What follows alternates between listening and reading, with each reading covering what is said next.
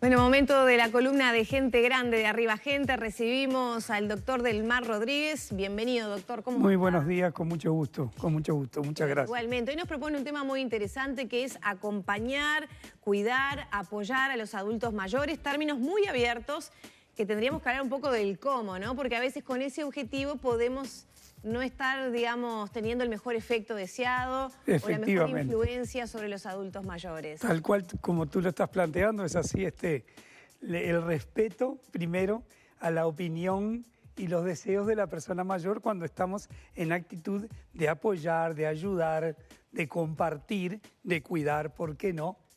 Pero no tomarlo como un objeto delicadito que hay que cuidar y poco menos que no puede decir nada y estar calladito ahí, que uno lo cuida. Claro. Ese sería un error, ¿verdad? Voy a poner así algunas contradicciones. Sí, claro. A veces el adulto mayor termina siendo contradictorio. ¿Por qué? Porque a veces cuesta en esa etapa de la vida asumir algunas limitaciones nuevas. Entonces, bueno, ¿qué te gustaría hacer para que las tardes sean más entretenidas? Por ejemplo, ¿no? Bueno, quiero ir a caminar, bueno, claro, pero ese horario, la familia trabaja, solito, solita, es medio complicado porque quizá no estás muy bien de la estabilidad. Entonces, a veces se vuelve complicado, ¿no? El respetar la voluntad de la persona. En ese caso hay que conversarlo, como tú lo estás planteando precisamente, y tratar de conciliar y hacer entrar en razones a quienes podemos estar equivocados. Claro, sin hacerlo sentir mal, porque también el adulto mayor dice, me estás tratando de enfermo, me estás diciendo que no puedo, yo sí puedo solo. Y a veces pasa eso de las contradicciones de también que me imagino que cuando a todos nos toque llegar a ese momento, el asimilar la situación que tenemos y las limitaciones, de acuerdo, es complicado.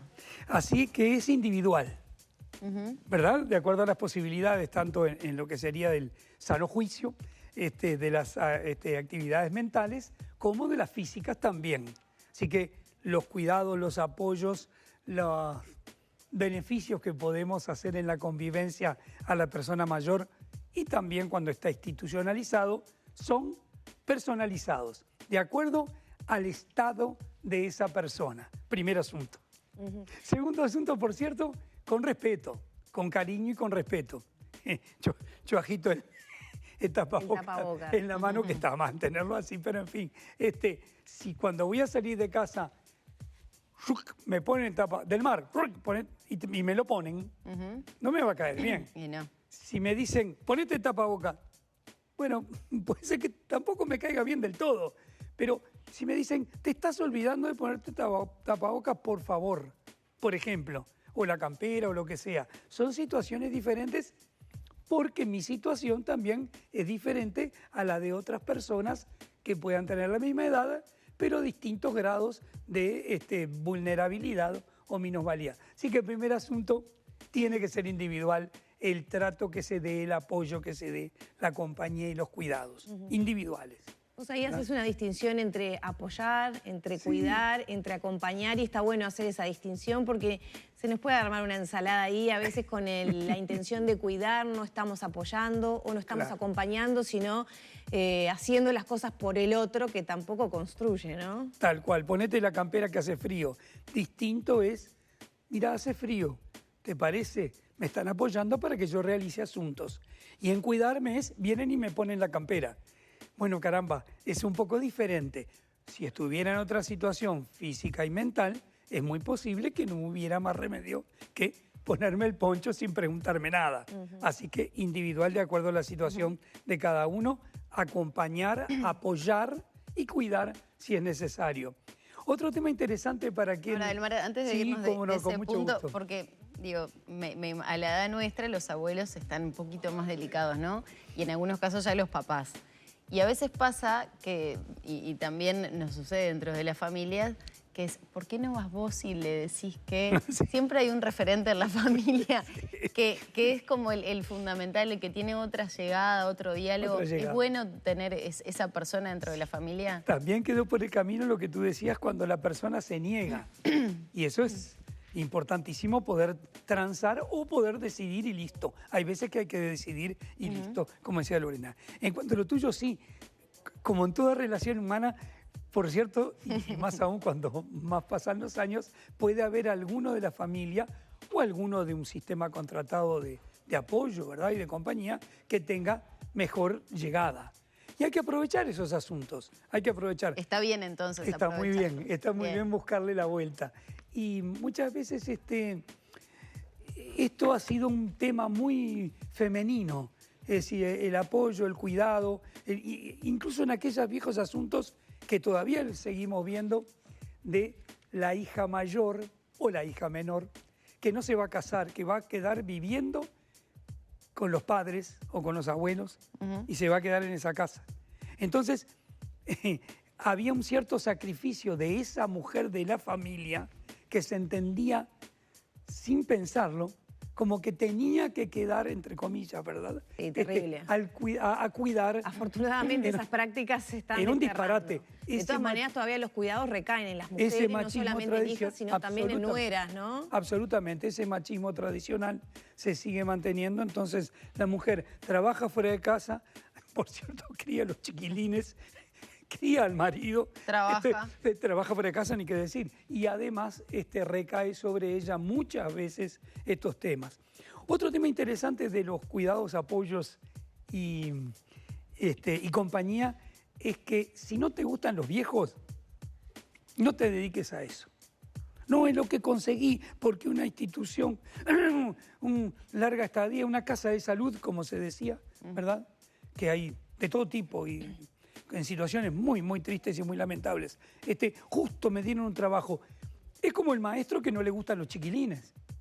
Parecería que es difícil que pueda ejercer el magisterio de una manera, claro, puede ir formándose.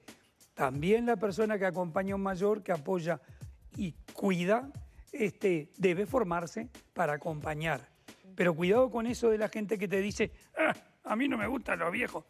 Bueno, dedícate a otra cosa, muchacho. Porque eso elimina a un grupo de gente, ¿por qué no?, que va a tener una actitud ya de por sí de agresión.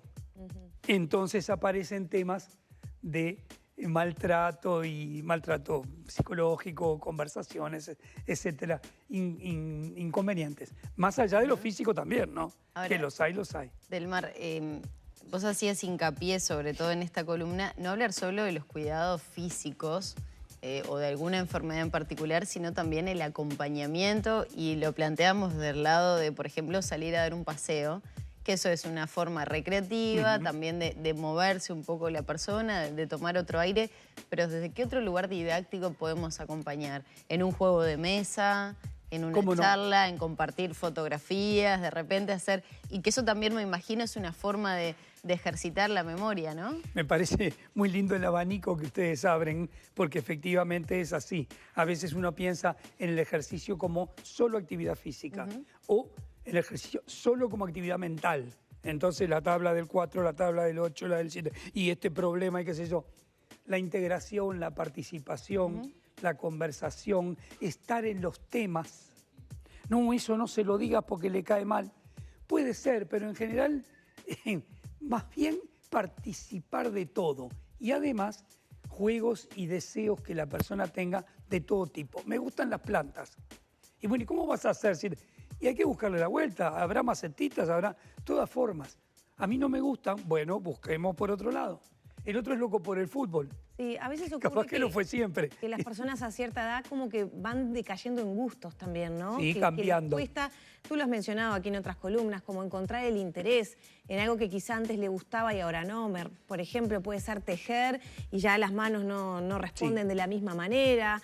Puede ser leer y ya la vista no responde de la misma manera. Entonces como que se van cerrando puertas que terminan también limitando y aislando de alguna manera a la persona.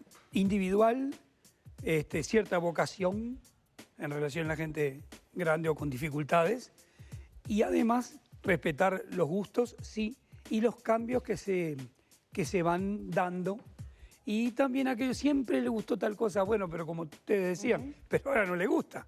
Bueno, como a todos, ¿no? Uno va cambiando. Todos vamos cambiando. Busquémosle la vuelta, busquemos la forma en que se respete, dentro de lo que sea posible, la opinión del mayor y se ejecuten acciones que sean de recreación, de actividad psicofísica, porque también lo de psico está clarísimo, y social, de participación, claro, de ir a tal lado, no solo por el caminar, sino porque va a tal lado.